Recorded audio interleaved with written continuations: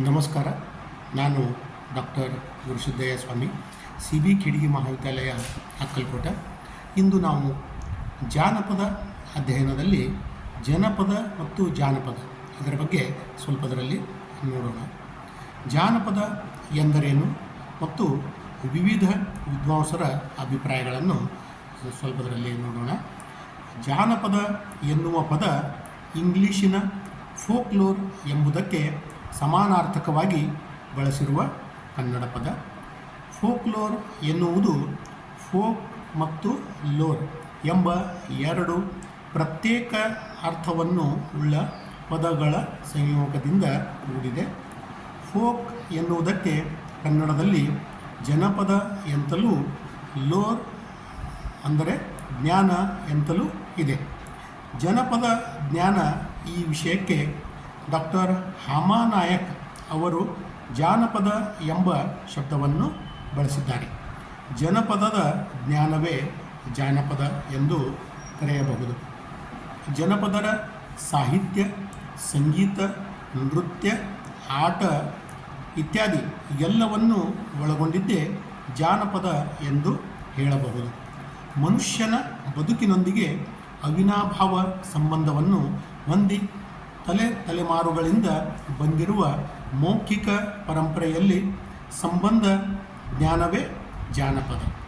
ಜಾನಪದ ಎಂದರೇನು ಎಂಬುದರ ಕುರಿತು ಭಾರತೀಯ ಹಾಗೂ ಪಾಶ್ಚಾತ್ಯ ವಿದ್ವಾಂಸರು ವ್ಯಾಖ್ಯಾನವನ್ನು ನೀಡಲು ಪ್ರಯತ್ನಿಸಿದ್ದಾರೆ. ಅವುಗಳನ್ನು ಈ ಕೆಳಗಿನಂತೆ ನೋಡಬಹುದು.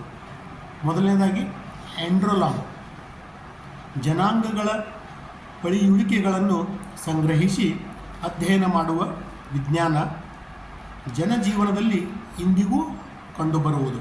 ಆದರೆ ಈ ಕಾಲದಲ್ಲಿ ಕಥೆಗಳನ್ನು, ನಂಬಿಕೆಗಳನ್ನು, ವಿಚಾರಗಳನ್ನು ಕುರಿತು ವಿಜ್ಞಾನ ಅಧ್ಯಯನ ಮಾಡುತ್ತದೆ. ಸಮಾಜದ ಮುಂತಾದವುಗಳ ಮೊತ್ತವೇ ಜಾನಪದ ಎಂದು ಈ ಆಂಡ್ರೋಲಾಂಗ್ ಅವರು ಹೇಳುತ್ತಾರೆ. ಎರಡನೆಯದಾಗಿ ಎಡ್ವಿನ್ ಸಿಡ್ನಿ ಹಾರ್ಟ್ಲ್ಯಾಂಡ್ ಅವರ ಪ್ರಕಾರ ಜಾನಪದ ಎನ್ನುವುದು ಸಂಪ್ರದಾಯಗಳ ವಿಜ್ಞಾನ. ಅಂದರೆ ಪರಂಪರಾಗತ ಜ್ಞಾನವು ನೆನಪಿನ ರೂಪದಲ್ಲಿ, ಕ್ರಿಯಾರೂಪದಲ್ಲಿ ಸಾಗಿ ಬರುವ ಪ್ರತಿಕ್ರಿಯೆಯನ್ನು ಹಾರ್ಟ್ಲ್ಯಾಂಡ್ ಅವರು ಸಂಪ್ರದಾಯ ಎಂದೇ ಗುರುತಿಸಿದ್ದಾರೆ. ಇ.ಡಬ್ಲ್ಯೂ. ಒಗೆಲಿನ್ ಅವರ ಪ್ರಕಾರ ಮೌಖಿಕ ಸಂಪ್ರದಾಯದಲ್ಲಿ ಸಾಗಿ ಬಂದ ಯಾವುದೇ ಪರಂಪರಾನುಗತ ವಿಷಯವಾಗಿರುವ ಪದ್ಯ ಮತ್ತು ಗದ್ಯ ವಿಷಯವಾಗಿರಲಿ, ಅದುವೇ ಜಾನಪದ ಎನ್ನುತ್ತೇವೆ. ಈತ ಜಾನಪದ ಮೂಲಗುಣ ಮೌಖಿಕ ಪ್ರಸರಣೆ, ಅಂದರೆ ಲೋರಲ್ ಟ್ರಾನ್ಸ್ಮಿಷನ್ ಎಂದು ಸ್ಪಷ್ಟಪಡಿಸಿದ್ದಾರೆ. ನಾಲ್ಕನೆಯದಾಗಿ ಬಾರ್ಬೆ ಮೇರಿಯಸ್ ಇವರ ಪ್ರಕಾರ ಯಾವಾಗ ಹಿಂದಿನದಾದ ಜ್ಞಾನ, ಅನುಭವ, ಜಾಣ್ಮೆ, ನೈಪುಣ್ಯ, ಹವ್ಯಾಸಗಳು ಮತ್ತು ಅನುಸರಣಗಳು ಹಳೆಯ ತಲೆಮಾರಿನಿಂದ ಹೊಸ ತಲೆಮಾರಿಗೆ ಬಾಯಿ ಮಾತಿನ ಮೂಲಕ ಹಸ್ತಾಂತರಗೊಳ್ಳುತ್ತವೆಯೋ ಇವು ಪುಸ್ತಕ, ಅಚ್ಚು ವಿಷಯಗಳು ಆಗಿರುವುದಿಲ್ಲವೋ ಅಲ್ಲಿ ನಾವು ಜಾನಪದವನ್ನು ಕಾಣುತ್ತೇವೆ. ಅನುಭವ, ಜಾಣ್ಮೆ, ಕೌಶಲ್ಯಗಳನ್ನು ಇವರು ಉಲ್ಲೇಖಿಸಿದ್ದಾರೆ. ಐದನೆಯದಾಗಿ B A. Botkin I am purely oral culture everythings is folklore. ಒಂದು ಶುದ್ಧ ಮೌಖಿಕ ಸಂಸ್ಥೆಯಲ್ಲಿ ಎಲ್ಲವೂ ಜಾನಪದ ಎಂಬುದು ಬಾಟನ್ನನ ಧೋರಣೆಯಾಗಿದೆ. ಆರನೆಯದಾಗಿ ವಾಟರ್ಮನ್ ರಿಚರ್ಡ್ ಎ. ಈತ ಸರಳವಾಗಿ folklore is that art form ಎನ್ನುವರು. ಅನೇಕ ರೀತಿಯ ಕತೆ, ಗಾದೆ, ಹೇಳಿಕೆ, ನುಡಿ, ಮಂತ್ರ, ಸಂವಹನ, ಮಾಂತ್ರಿಕ ನುಡಿಗಳು ಮತ್ತು ಆಡುಮಾತಿನ ಮೂಲಕ ಸಂವಹನಗೊಳ್ಳುವ ಇತರ ಸೂತ್ರಗಳಲ್ಲಿ ಜಾನಪದ ಎಂದು ಕರೆಯುತ್ತಾನೆ. ಏಳನೆಯ ಅಭಿಪ್ರಾಯ ಆರ್ಲಿಯೋ ಎಂ ಎಸ್ಟಿನೋಸಾ. ಜಾನಪದ ದೊಡ್ಡ ಅನುಭವ ಭಂಡಾರ. ಮನುಕುಲದ ಅನಂತ ಯಾತ್ರೆಯಲ್ಲಿ ಅನುಭವ ಪಡೆದು ಹಾಗೂ ಆಚರಿಸಿಕೊಂಡು ಬಂದ ಜನಪ್ರಿಯ ಸಾಂಪ್ರದಾಯಿಕ ಜ್ಞಾನ ಎಂದಿದ್ದಾನೆ. ಎಂಟನೆಯ ವ್ಯಾಖ್ಯೆ ಅಲೆನ್ ಡಂಟನ್.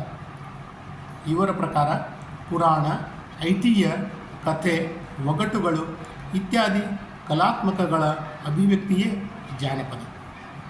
ಒಂಬತ್ತನೆಯ ವ್ಯಾಖ್ಯೆ ರಿಚರ್ಡ್ ಎಂ ಡಾರೈನ್. ಇವರ ಪ್ರಕಾರ ಜಾನಪದ ಭೂತಕಾಲದ ಪ್ರತಿಧ್ವನಿಯಾಗಿರುವುದು, ಅದು ವರ್ತಮಾನ ಕಾಲದ ಕಸುವುಳ್ಳ ಧ್ವನಿಯೂ ಹೌದು. ಹತ್ತನೆಯ ವ್ಯಾಖ್ಯೆ ಲೀಚ್ ಮ್ಯಾಕ್ ಎಡ್ವರ್ಡ್. ಇವರ ಪ್ರಕಾರ ನಂಬಿಕೆಗಳು, ಪದ್ಧತಿಗಳು, ಪರಂಪರೆಗಳು, ಕಥೆಗಳು, ಮಾಂತ್ರಿಕ ಆಚರಣೆಗಳು, ಗಾದೆಗಳು, ಹಾಡುಗಳು ಮುಂತಾದವುಗಳನ್ನು ಪ್ರತಿನಿಧಿಸುವ ವಿಶಿಷ್ಟಾರ್ಥ ಪದವೇ ಜಾನಪದ. ಸಂಕ್ಷಿಪ್ತವಾಗಿ ಹೇಳುವುದಾದರೆ, ಏಕ ಸ್ವಭಾವದ ನಾಗರಿಕವಲ್ಲದ ಜನರ ಕಲೆ ಹಾಕಿದ ಜ್ಞಾನವೇ ಜಾನಪದ. 11ನೆಯ ವ್ಯಾಖ್ಯೆ ಸ್ಮಿತ್ ಥಾಮಸ್. ಇವರ ಪ್ರಕಾರ ಜಾನಪದ ಲಿಖಿತ ದಾಖಲೆಗಳಿಗಿಂತ ಅಲಿಖಿತ ದಾಖಲೆಗೆ ಅಥವಾ ಮೌಖಿಕ ಪರಂಪರೆಗೆ ಹೆಚ್ಚಿನ ಪ್ರೋತ್ಸಾಹ ಕೊಡುತ್ತದೆ. 12ನೆಯ ವ್ಯಾಖ್ಯೆ ವಾಟರ್ ಚಾರ್ಲೆಸ್ ಫ್ರಾನ್ಸಿಸ್. ಇವರ ಪ್ರಕಾರ ಜಾನಪದ ಒಂದು ಜೀವಂತ ಪಳೆಯುಳಿಕೆ, ಅದು ಸಾಯಲು ನಿರಾಕರಿಸುತ್ತದೆ.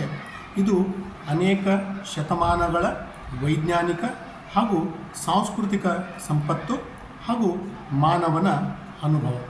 ಈ ರೀತಿಯಾಗಿ ವಿದೇಶಿ ವಿದ್ವಾಂಸರು, ಸುಮಾರು 12 ಜನ ವಿದ್ವಾಂಸರು ತಮ್ಮದೇ ಆದ ರೀತಿಯಲ್ಲಿ ಜಾನಪದ ಎಂದರೇನು ಎಂಬುದರ ವ್ಯಾಖ್ಯೆಯನ್ನು ಹೇಳಲು ಪ್ರಯತ್ನಿಸಿದ್ದಾರೆ.